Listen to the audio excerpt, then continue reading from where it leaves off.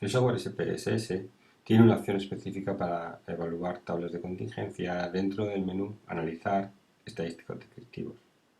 Dentro de esta opción, el software, aparte de ofrecernos el test chi cuadrado, nos ofrece distintas variaciones de este contraste que son útiles en determinadas situaciones. Vamos a comentar en este vídeo cuáles son las outputs que nos ofrece el software y para qué son útiles cada uno de los datos que nos ofrece. Como ya hemos visto en otros vídeos, el estadístico chi cuadrado tiene esta expresión, ¿sí? Y tiene una distribución asintótica con esos grados de libertad. El comportamiento de la distribución asintótica no siempre es cierto y hay determinadas situaciones donde la distribución del estadístico se desvía bastante de esa distribución asintótica. En aquellas situaciones, por ejemplo, en las que estemos trabajando con muestras pequeñas y con tablas de orden 2×2, es decir, cuando las variables con las que estemos trabajando tengan dos únicas alternativas, se suele utilizar la corrección por continuidad de Yates. Esto es simplemente una pequeña variación de este contraste, que aquí en el numerador simplemente lo que hacemos es que a la diferencia del valor absoluto, al valor absoluto de diferencia, le restamos 0,5. Esta pequeña modificación nos asegura que el comportamiento de este estadístico en situaciones donde estemos trabajando con muestras pequeñas es mucho más similar a la distribución chi cuadrado y por tanto nos ofrece resultados más fiables. Será por tanto en esta situación donde tengamos que fijarnos en este contraste.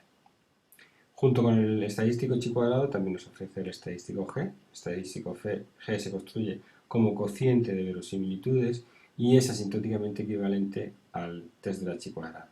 Es decir, vamos a obtener siempre las mismas conclusiones, sobre todo cuando estemos trabajando con muestras grandes.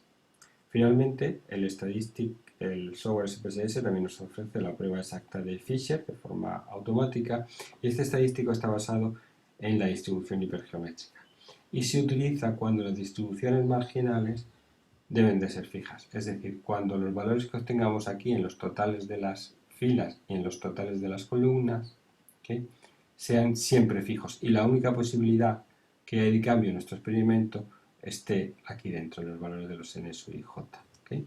En esas situaciones y cuando estemos trabajando con tablas de orden 2×2 y también con tamaños de muestras pequeños, será cuando tengamos que utilizar la prueba exacta de Fisher. Vamos a realizar un pequeño ejemplo utilizando el fichero de datos de empleados y dos son las propuestas que vamos a hacer. En primer lugar, vamos a analizar utilizando esta opción del menú si las variables sexo y pertenencia a una minoría son independientes y en segundo lugar analizaremos esta misma hipótesis pero para cada una de las categorías laborales. Vamos pues al software SPSS, el menú ventana de los datos, ¿okay? Aquí tenemos el sexo y aquí tenemos la minoría.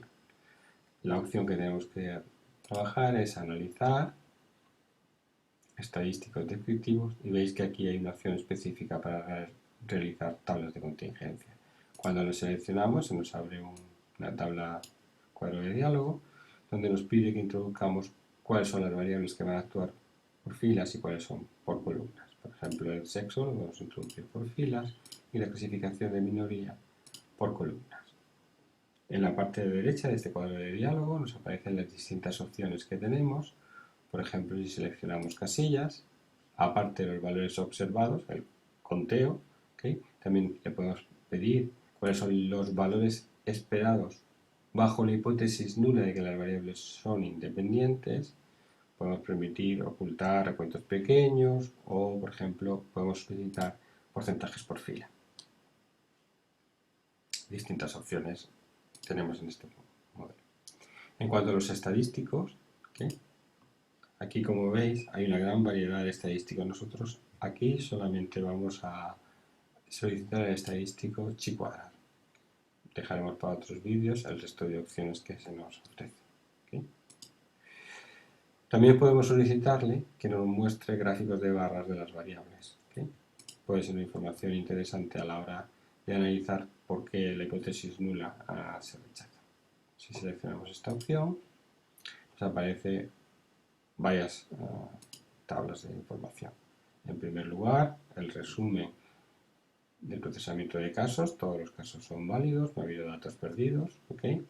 Y la tabla de contingencia, donde por filas tenemos el sexo y por columnas las categorías. Por ejemplo, tenemos 194 hombres que no pertenecen a una minoría en el recuento. Bajo la hipótesis nula de independencia, la frecuencia esperada sería de 201. ¿Veis? No hay mucha diferencia entre ambas. ¿Okay? Y aquí también nos aparece en una fila el porcentaje dentro de la variable sexo. El 75% no pertenece a una minoría y el 25% sí que lo pertenece. ¿Okay? La última tabla que nos ofrece es los valores de la prueba chi cuadrado. ¿Okay? Vamos a ponerlo así. ¿Okay? ¿Veis? Aquí está el valor del estadístico. ¿Okay? Y este es el p-valor. Con esta información, ¿okay?, aceptamos la hipótesis nula de independencia a una significación del 95%. ¿Okay? Aquí tenemos la corrección de continuidad. Se ha calculado, veis, hace una llamada y dice se ha calculado solo para la tabla 2×2. ¿Okay? El p-valor es de 0,12 y por tanto también se llega a la misma conclusión. Finalmente, el test G de razón de verosimilitudes, el cociente de verosimilitudes, veis que nos da valores muy similares, p-valores muy similares al estadístico chi cuadrado. También nos da el valor del estadístico exacto de Fisher. Veis que aquí no hay valor del estadístico y lo único que nos ofrecen son los p-valores unilaterales y bilaterales.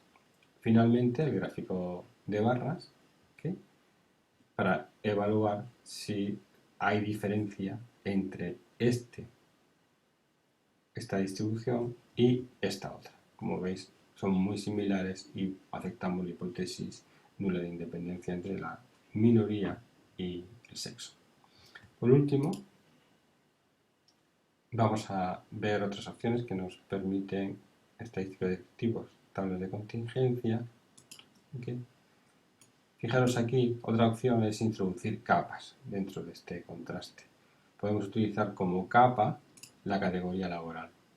Introduciendo esa variable aquí, nos va a replicar la misma información, pero para cada una de las tres categorías laborales con las que estemos trabajando.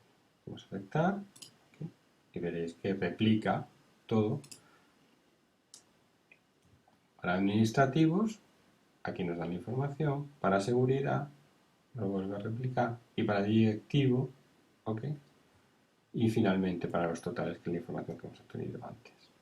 Los resultados podemos comentarlos. En el caso de los administrativos, el test chi cuadrado de Pearson rechaza la hipótesis nula de independencia y lo mismo ocurre, por ejemplo, con el estadístico, con el test G. ¿Ok?